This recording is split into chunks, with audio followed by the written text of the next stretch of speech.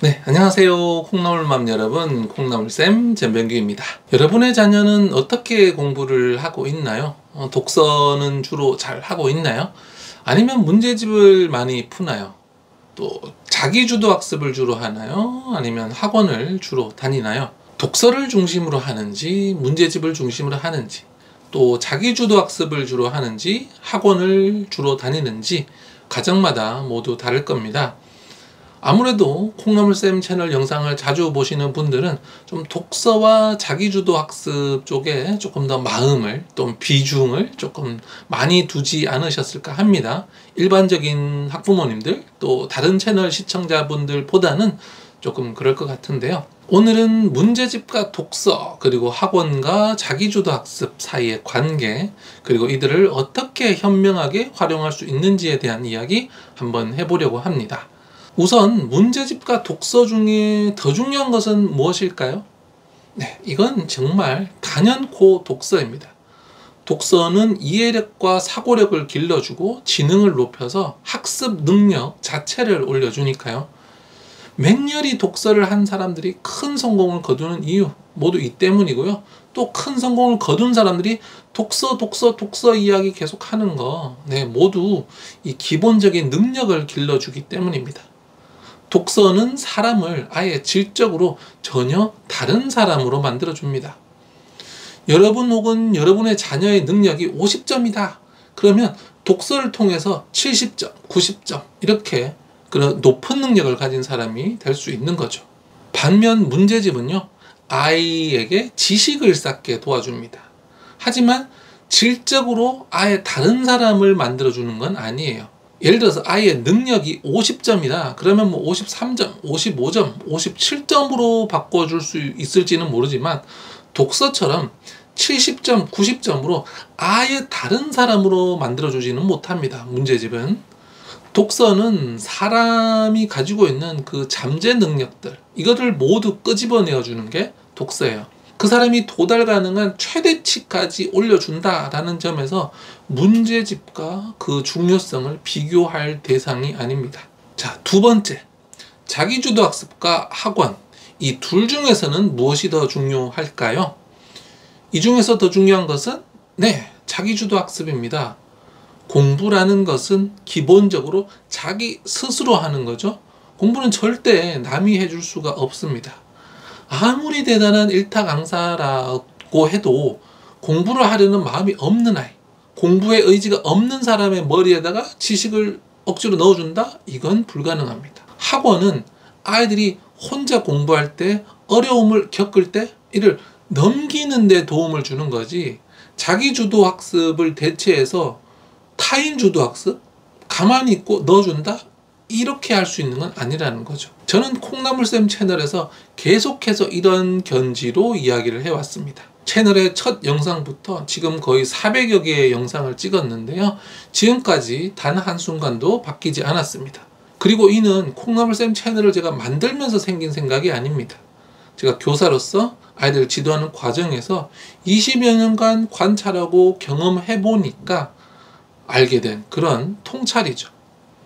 그런데요, 아쉽게도 이 말을 오해하시는 분들이 적지 않으시는 것 같습니다.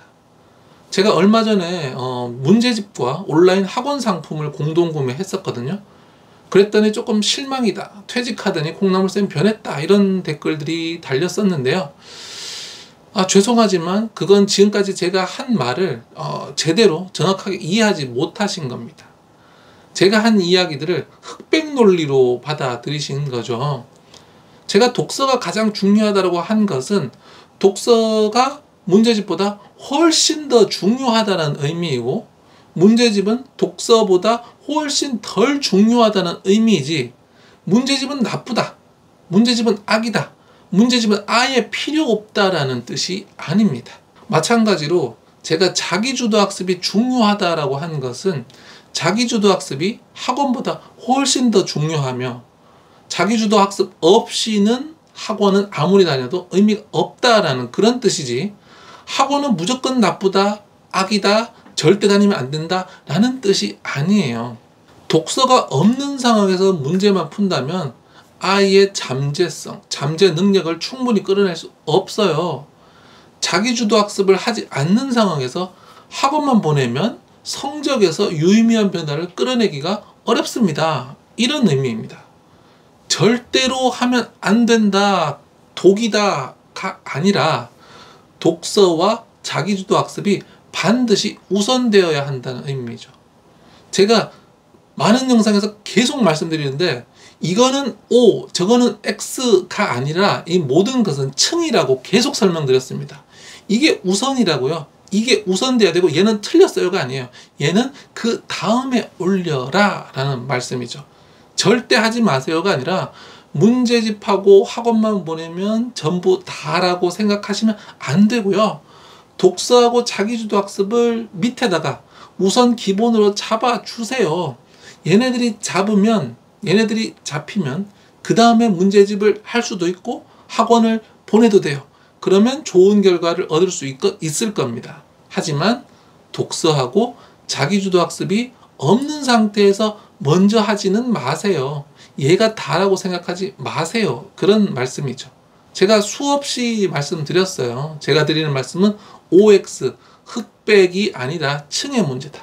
1층 쌓고 2층 쌓고 3층 쌓으셔야 되는데 많은 학부모님들이 1층을 안 쌓고 그냥 3층부터 쌓으려고 한다. 그러면 안 된다라는 말씀이죠. 그런데 생각보다 많은 분들이 이런 제 말을 흑백 논리로 좀 받아들이시는 듯 합니다. 문제집과 학원은 그냥 악이고 절대로 하면 안 된다라는 식으로 말이죠. 세상은 0 아니면 1, 흑과 백으로 이렇게 잘라서 나눠지는 그런 디지털 같은 세상이 아닙니다. 1부터 100까지 100단계로 이루어져 있죠. 그리고 아주 조금씩 1이 있고 2가 있고 3이 있고 심지어 49.7이 있고 이런 식으로 수많은 옵션들로 이루어져 있습니다. 독서를 한다고 문제집을 절대 하면 안 되는 것이 아니라 자기주도 학습을 한다고 학원을 절대 보내면 안 되는 것이 아니라 독서의 중요성을 모르고 독서를 해야 한다는 사실도 모른 채 문제집만 풀면 된다 라고 생각하지 마시라는 말씀이에요. 자기주도 학습의 중요성을 모르고 자기주도 학습을 반드시 해야 된다는 사실을 모르고 학원만 다니면 되는 줄 알고 학원만 보내지는 마시라는 말이죠. 현실에서는 뭐 아니면 도, 흑 아니면 백, 0 아니면 1 이렇게 나눠지지 않습니다. 현실에서는 37이 있을 수도 있고 52가 있을 수도 있고 88이 있을 수도 있는 거예요. 저는 그 중에서 이쪽으로 가시려고 노력하셔야 된다는 거지 여기 있는 것은 무조건 틀렸습니다 라는 게 아니에요. 이쪽으로 계속 가지 마세요 라는 말씀이죠. 독서, 문제집, 자기주도 학습, 학원은 모두 이런 관점으로 보셔야 돼요. 먼저 학원보다 자기주도 학습을 우선 두세요. 그리고 자기주도 학습을 문제집만 풀지 말고 독서를 우선 해야 하는 겁니다.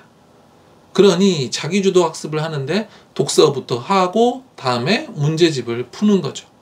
그리고 자기주도 학습만으로 부족함이 있다. 또 스스로 혼자서 해결하기 어려운 점이 있다.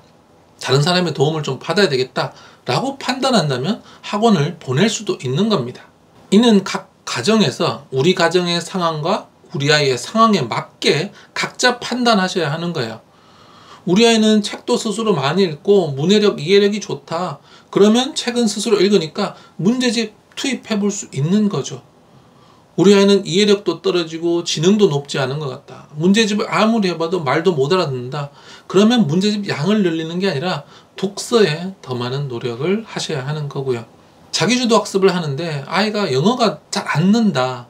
나도 바빠서 영어 독서, 엄마표, 아빠표 영어 할 시간이 없다. 혹은 시간은 있는데 도저히 내 능력 밖이다라고 한다면 또 학원을 선택을 할 수도 있는 거죠. 이것이 제가 앞에서 말한 1에서 100까지 사이에서 내가 37을 고를지 88을 고를지 스스로 결정해야 한다는 의미입니다. 여기에 정답은 없어요. 가장 나은 현명한 답이 있지만 이게 가정마다 모두 다릅니다. 우리 가정의 상황, 엄마 아빠의 시간적 여유, 그리고 경제적 여유, 그리고 아이의 지능, 그리고 현재 수준에 따라서, 그리고 공부 정서에 따라서 모두 다 달라질 수 있는 거죠. 중요한 것은 1에서 100 사이에서 우리 아이에게 딱 맞는 지점, 딱이라고 하니까 또 오해가 생길 것 같은데 우리 아이가 어쨌든 좀 해낼 수 있는 지점, 황금 밸런스를 찾아야 되는 겁니다. 독서와 문제집, 자기주도와 학원 사이에서요. 공부에서 황금 밸런스를 찾으실 때는 투사가 되시면 안 됩니다. 정말 현실적으로, 실용적으로 최선의 선택을 해야 하는 거지, 나는 독서로 아이를 키우는 좀 깨어있는 엄마야, 이런 깨어있는 엄마라는 데 꽂혀서 자기 신념을 가지고 자꾸 자기 최면에 빠지면 안 됩니다. 그렇게 신념을 가지고 자기 최면에 빠져서 무언가 너무 억지로 하다 보면 아무리 좋은 신념이라도 반드시 문제가 생기게 됩니다. 왜냐하면 상황은 계속 변하거든요. 아이는 나이가 점점 더 들어가고 또 수준도 점점 달라지겠죠. 그래서 독서를 우선시하고 가장 중심에 둬야 하지만 문제집을 투입해야 하고 문제집 공부 시간을 늘려야 할 때가 옵니다. 또 혼자서 도저히 못하는 지점이 있을 수 있죠. 또 아이 따라서. 그러면 학원도 고려 대상에 넣을 수 있죠. 그런데 만약 부모가 자기 신념, 자기 주관에 빠져 있다, 그러면 올바른 판단을 하기 어렵습니다. 나는 독서로만 아이를 키우는 이렇게 깨어있는 부모다 라는 이런 자기 최면의 독립투사 같은 그런 자기 신념을 가지고 계시면 안 되는 거예요. 좀 더 유연하게 생각하셔서 조금 더 현명한 판단을 하셨으면 좋겠습니다.